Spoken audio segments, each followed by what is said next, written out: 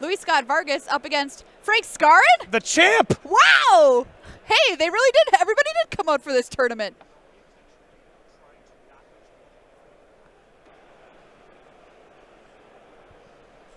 All right, we are underway here. Luis Scott-Vargas drawing, going up to 21. So I call Frank the champ. Grand Prix Charlotte gate crash many years ago, Yeah. the 4,200 person event. I top forward, Frank won. That was my first time meeting Wow. Frank, so I just called him champ. And I've called him champ ever since. I saw him on the escalator. I was going up, he was going down. I said, "What up, champ?" He's like, 2-0, I might be in your bracket soon. And here we are. Oh, that's great. Excellent to see him here on coverage this weekend. Quarry Mountain Monastery comes into play, that tapped there for Luis, hitting the red zone for Frank. And I think Frank's skill, specifically as an attacker and blocker, is very, very high. He's someone whose limited game I respect quite a bit. Glacial Dragon Hunt here from Luis. So we're going to draw a card. If we discard a non-land card, we can do 3 to a creature, and that's what's going to happen. Krumar Initiate, which is a pretty good 2-drop, and black is going to go down there for Frank.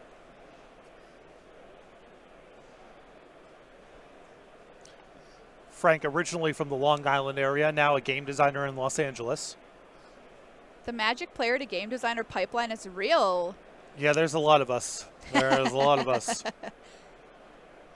A devotee for him at the end of the turn. A Dragon Storm Globe for Luis. Sagu Wildling looks like it's going to go and fetch up a forest and get shuffled back in. Another critical common in this format. Something that you can cast, and it's a fine sort of, standard limited creature, but the mana fixing is a huge, huge element of this format. Do you like Adventures or Omens better? They're different. I like Omens better as a design, except for the ones that draw cards, because just the logistics of what order it goes in is a little tricky. But as far as a game mechanic goes, I really have a negative association with onboard complexity, and Adventures have an element of there's a card on suspend that your opponent can always access. When they shuffle back it, you don't have to worry about it. All right, Teeming Dragonstorm here for Scott-Vargas is probably one of my all-time favorite cards of this set. Yep. Ooh. Oh, okay. So we've got Anna Fenza, I want to say here, flashing in the cool art version for Frank. So many alternate arts in this set here. One day into the set release as I scroll down my page. Yeah, well, a shout out to our production team who put together a binder of all the arts and names of the cards, including all of these alt arts. Oh, yes. It is Anna Fenza, Unyielding Lineage. 2/2 flash first strike. Whenever another creature, another non-token creature dies under your control, she endures 2. Sick. Yeah, kind of nice here because Luis is setting up a board that's going to get clogged down here, and Frank's just on the offensive. So things that allow the pressure to keep coming in here are very valuable. A revealing attack there from Frank, not committing the Anafenza. A 2/2 first striker to 2/2/2s. Pretty much any trick would blow up a double block. And Frank valuing this Anafenza high enough that he's not willing to risk even that. Wow. Even though I think the odds Luis would block there are probably pretty low. Sure. Looks like the 4/3 Dragon coming on in there for... no. I love the qualifier looks like. I can't... I'm not sure about this one. It's another alternate art version. Well, they did us a real solid here by spreading out the alt arts to commons and uncommons, so you can't even be sure it's a rare. Yeah, that's true. Thank you so much, Wizards of the Coast. Tip of the hat to you here, keeping our jobs difficult on release weekend. Tarkir Dragonstorm. Luis Scott-Vargas on 11 life, 18 to Frank. Hey, the alt art doesn't stop, but this one I believe I do know. Twin Maw Stormbrood. Yeah, that's the 2-mana sorcery deal 5 to a non-flyer. Yeah, that card is sick. Yes. Good coming in, good on the way back out, too. Absolutely. Teamer Tawny back is the card. Frank's going to take a look there from Luis. We're going to draw 1, discard 1. It's a 4/3. Excellent value if you can cast it for 3 mana or even 4.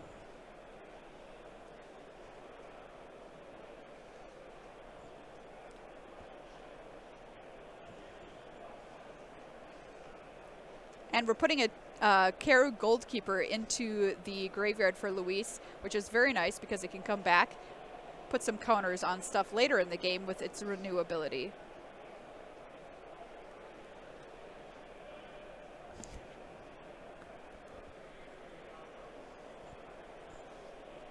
Which gives +1/+1 and a flying.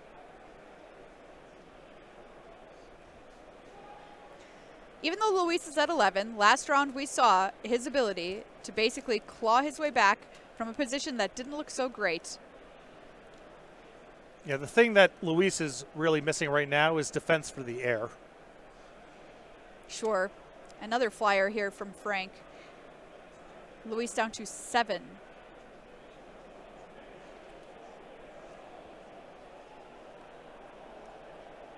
That's a shocking, excuse me.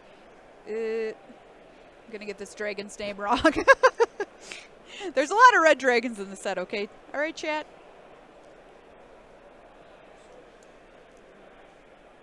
Another Dragonstorm Globe for Luis Scott-Vargas.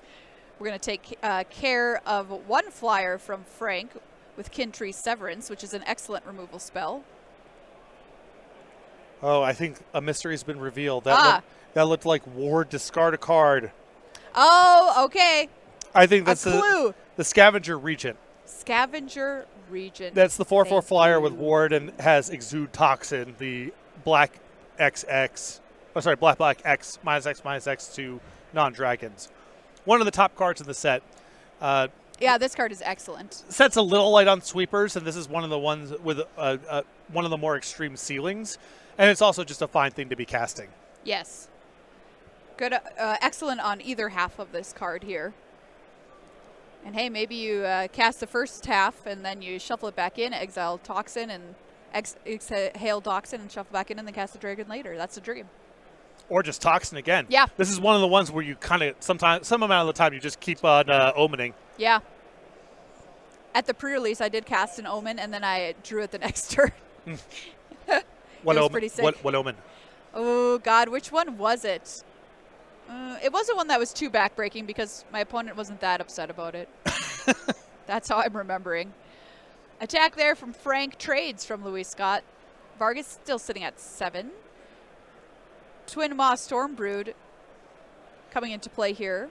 Because of the orb, it gets a counter. Frank picks up 5 life, and so we have a 6/5 flyer, which is threatening lethal here. So Luis has to find an answer to this, or at the minimum, a flyer that can block for a turn. Okay, attacking in with the Teamer Tawny back. There's so much damage-based removal in this format that I can't imagine Luis would be willing to risk even a 2-for-1 here. That 6/5 is way too valuable. Frontier Bivouac comes in tapped, pass back over to Frank. Let's see if we have Bewildering Blizzard in hand for Luis Scott-Vargas. He normally always has it.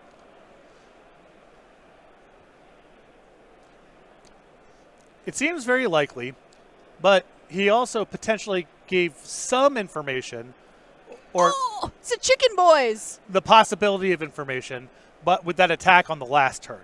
Yes. So Frank definitely will have Bewildering Blizzard on his radar, but he also might think of a damage-based removal spell. There could be other things going on. Yeah, there's the Blizzard for Luis. So the creatures are going to get -3, -0 until end of turn. We're going to draw 3 cards. The Mardu Siegebreaker has haste and Death Touch. So this is not a fog. Luis is down to 1. He's 1-1.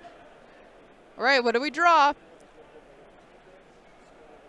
Luis needs to come up with a lot of stuff here, and Frank has still cards left in hand, and his mana is relatively fixed here because of the orb. All right, Luis is going to scoop him up. That's game number 1 going to Frank. We're in round number 4 of the tournament right now. Both these players still at 3-0, but this is kind of the time when the cream starts to rise to the crop.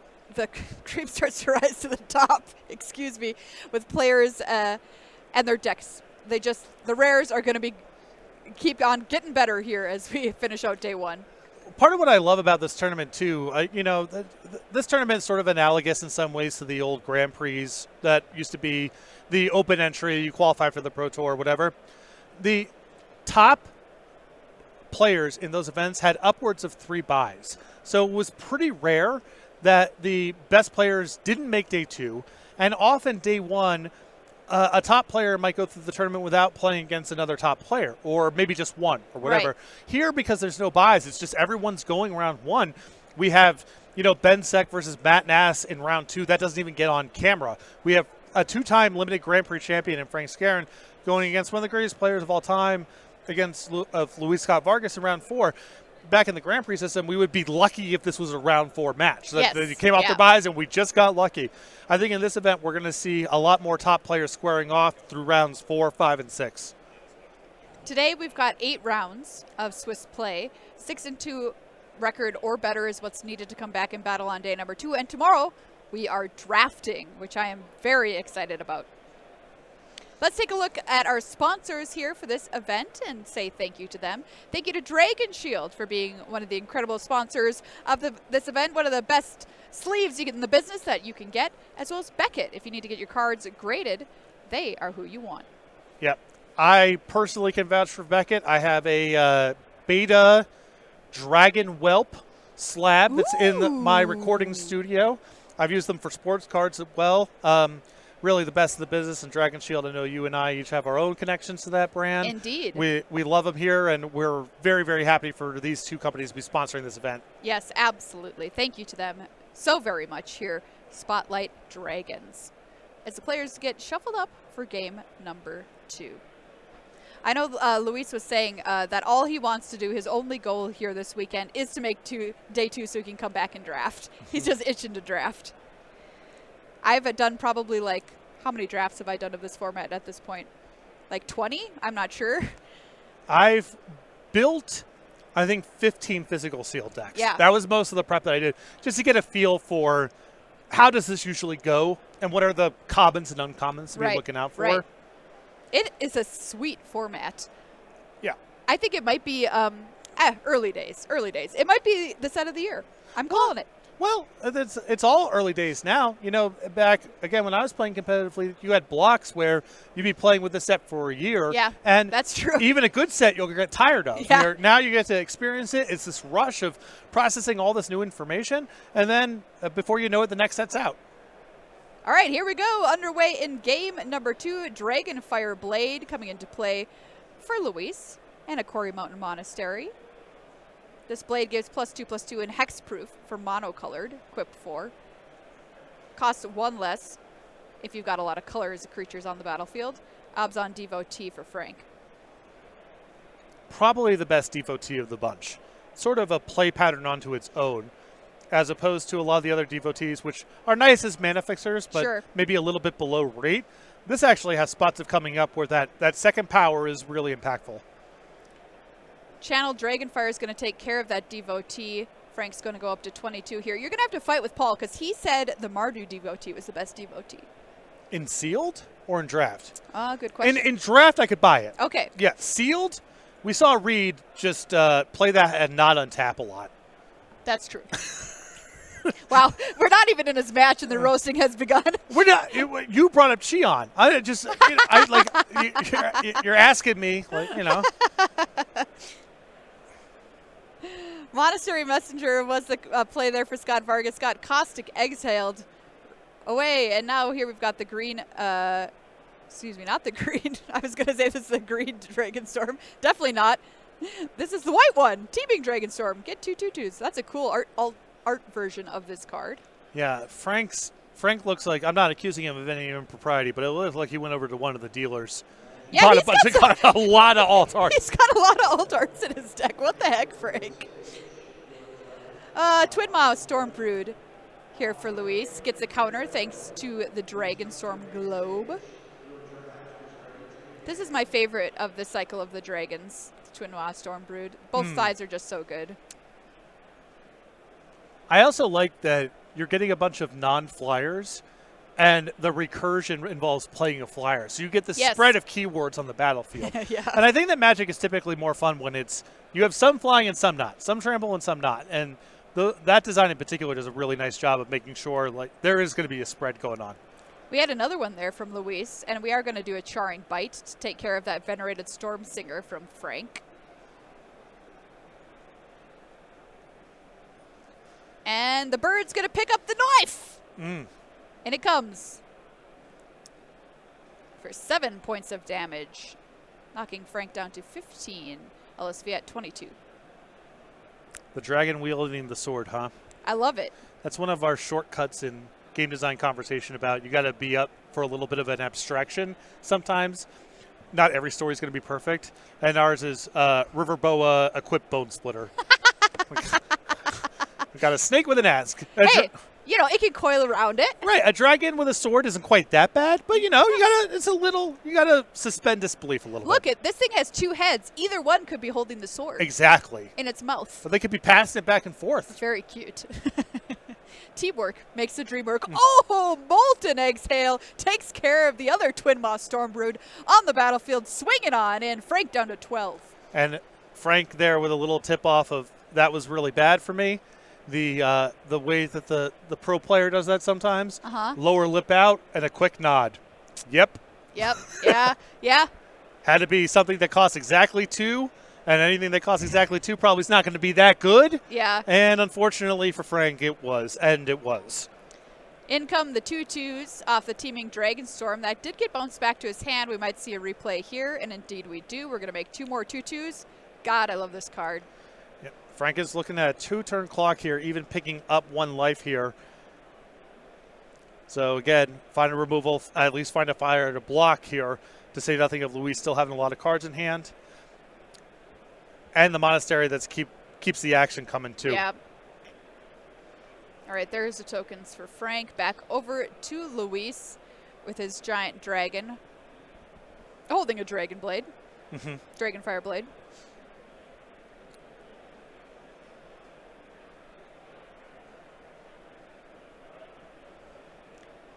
Frank on 13, Luis on 14. This game looking a lot better for Luis than the last one. It is, but there's still quite a bit of danger here from Luis's side, which is, you know, Frank's also kind of threatening 2 turns. That's true. Here. And so Luis can try to go down the card advantage route, but being able to play it in the same turn is a little bit of a challenge. Yep, so we did activate the monastery. We revealed Skirmish Rhino, but the land Jungle Hollow came into play tapped. And so even it's possible from Frank's side that even a chump blocker could be good enough if Luis's hand doesn't have a removal spell. So Luis definitely, you know, the biggest and most impressive thing on the battlefield. But given that Frank did a very nice job of navigating the damage race early on and applying some pressure, he's also threatening to kill the following turn if he can find a way out of this turn. And all that requires is a removal spell and potentially even just Eddie Flyer could buy him a turn. Sure, that's a great point. We've got 8 power on the board currently for Frank. Luis at 15, Frank's at 5. What can we do to stop the Twin Moss Stormbrood?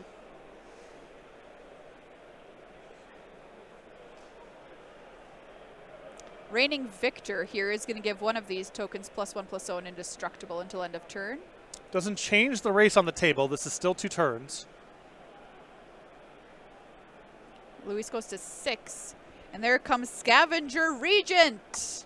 All right, this is the chump blocker that Frank needs. And now if Luis doesn't have a removal spell, even 2 blockers is unlikely to do it. So Luis really put to the test right now. If Luis is thinking, Frank's got to feel pretty good because Frank's tapped out. This would be really straightforward if Luis had a clean answer to that flyer.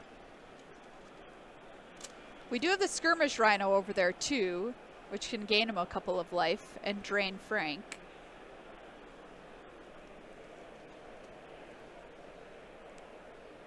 Big moment for Luis here. Okay, it looks like it's Glacial Dragon Hunt in hand that he's considering casting right now. Remember, that Regent has Ward discard a card too, so yeah, that's true. Luis on exactly 2 cards. He's got to, you know, it's going to be challenging for him to be able to target and do something else. I think he drew Kintry Severance. Boom! There it is! Taking care of that dragon, swinging on in, and there's Luis taking game number 2. That was a real tight one. Wow. Really, really tight. I mean, Luis casting the Rhino that turn and not attacking. Let's say that's the fail option. You got to feel like you're probably not going to get to your next turn because Frank still got spells left over, and kind of any pump spell, any removal spell is enough to close the gap there. So Luis went digging for a removal spell, knowing that, even the Rhino there is not likely to be good enough. That was sick. He finds it, we go to a third game. Yeah, that was really excellent stuff there from Luis Scott-Vargas this game. And it also, teaming Dragonstorm just shows the power of that card, right? I mean, sometimes you think that a couple of 2/2 tokens aren't worthy of being able to get the job done, but bounce it to your hand and play it again even once. Let's take a look at the new set that's out right now that we're celebrating here this weekend.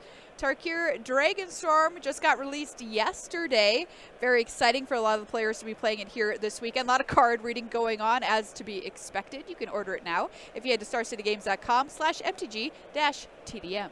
And ignore that 13+ thing down there. That's just a thing they had to put on there. If you're 9, 10, 11, you can get your parents' credit cards. You head over to starcitygames.com/mtg-TDM. They're not paying that much of attention. Alexa, order Tarkir Dragonstorm. Yeah, kids, don't forget the free numbers on the back of the card. And if it's an Amex, it's the 4 on the front. That's a good point. Yeah, so if it's an American Express, it doesn't work with the 3 on the back. There's 4 on the front there. And don't put down your name. Put the name of the card holder down. Your parents' name. And before you know it, you'll have boxes showing up, and your parents will be none of the wiser. StarCityGames.com/MTG. We're here with so many good tips for the whole family this weekend here at Spotlight Dragons in Denver, Colorado, the Mile High City. How many players did you say we had? 1,200? I thought the final count was 1,219. Ooh, nice. Sometimes, there's people who drop before round 1 because something comes up, but there's a different event they want to play in. Sometimes there's some late stragglers. So I don't know if we have a precise head count, but we definitely cleared 1,200. Oh, that's very exciting. We're going to check on that, find out exactly how many players we have battling here this weekend. You can see the feature match area judge having a great time there, seated next to some of the best to ever pick up a Magic card. Yeah, what a nice Saturday if you're a table spotter. Absolutely. That used to be my job at GP's. Yeah. Sitting down there next to the greats. Sometimes you're down there with some yahoos. It happens. Yeah. You know what I mean? And that has its own charm. But it is nice to just be settling in for 8 rounds of LSV. Yeah, it is 12-19. You are correct, Patrick.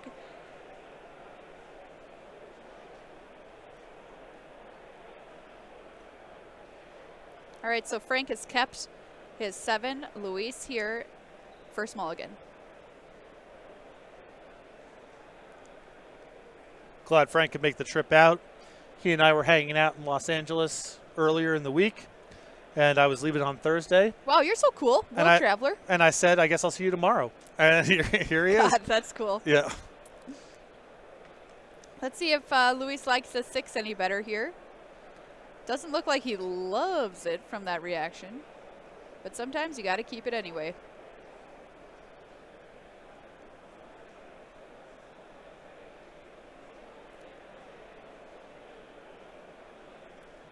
All right, here we go. 6. Game number 3. Both players have a game to their name. Here in round 4. 21 all.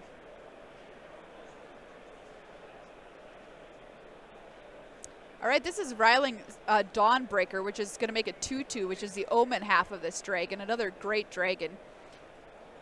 Pretty modest on the way up front. Also pretty modest on the way back in. But Frank's deck is actually so oriented around combat. But that's something that I appreciate. That's a card I think you would cut most of the time from your seal decks. Frank's obviously doing this aggressive token thing.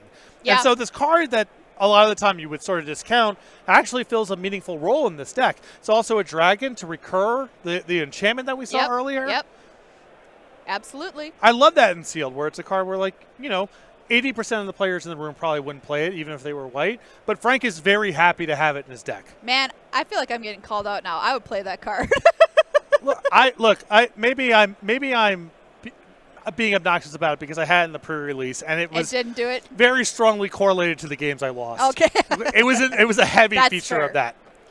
But I like sometimes it's just the right place and time for that, a C plus, a B minus. It's beautiful. I love that.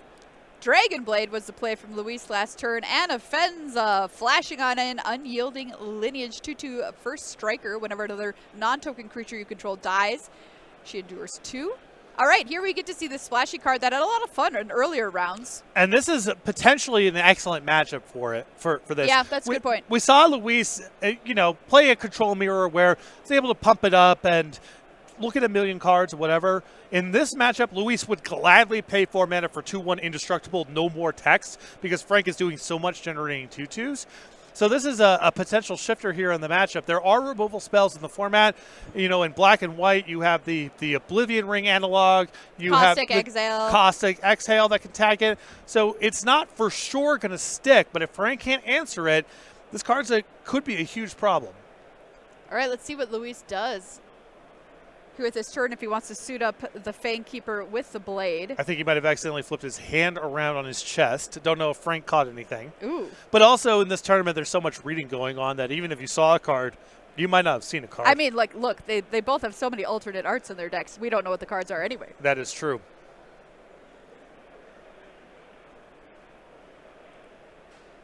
Three mana here. Oh, all right. Stormplane Detainment targeting Anafenza. Down she goes.